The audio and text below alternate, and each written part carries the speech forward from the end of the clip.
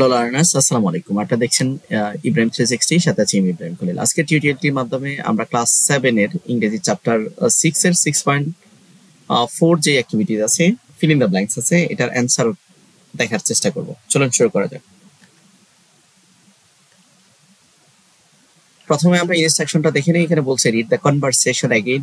আমরা এর আগে যে রোদসী এবং কনকর যে কনভারসেশন ছিল এটা আবার পড়তে বলছে। Complete the following sentences with the meaningful word and phrase. এবং এই যে অসম্পূর্ণ বাক্যগুলো আছে সেগুলো কমপ্লিট করতে বলছে।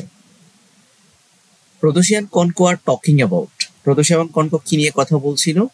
রোদসী এবং কনকো কথা বলছিল টকিং অ্যাবাউট অ্যান আর্টিকেল। পরের বাক্য এখানে বলছে যে antelope is a kind of animals.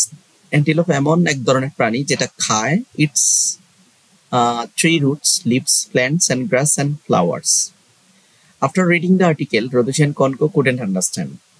আর্টিকেলটা পড়ার পরে রোদসী এবং কনকো বুঝতে পারে নাই। কি বুঝতে পারে নাই? What is antelope? অ্যান্টিলোপটা অ্যাকচুয়ালি কি? Rodoshi and Konko gazed antelope is an animals. Rodoshi এবং কনকো বুঝতে পেরেছে অ্যান্টিলোপ হচ্ছে এক ধরনের এনিমেল, কারণ ইটস ফুড, কারণ এটা খাবার খায়।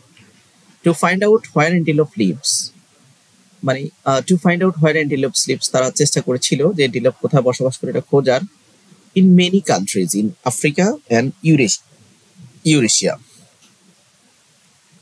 To find out the meaning of any text, কোনো টেক্সটকে খুঁজে পাওয়ার জন্য আমাদের কি করতে হবে? We must read it carefully.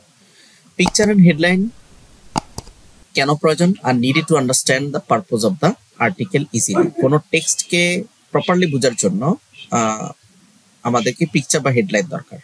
এই ছিল আজকের আয়োজন। পরবর্তী কন্টেন্ট 6.5 দেখার আমাদের জানি। আজকের মতো এখানে শেষ করছি। আল্লাহ।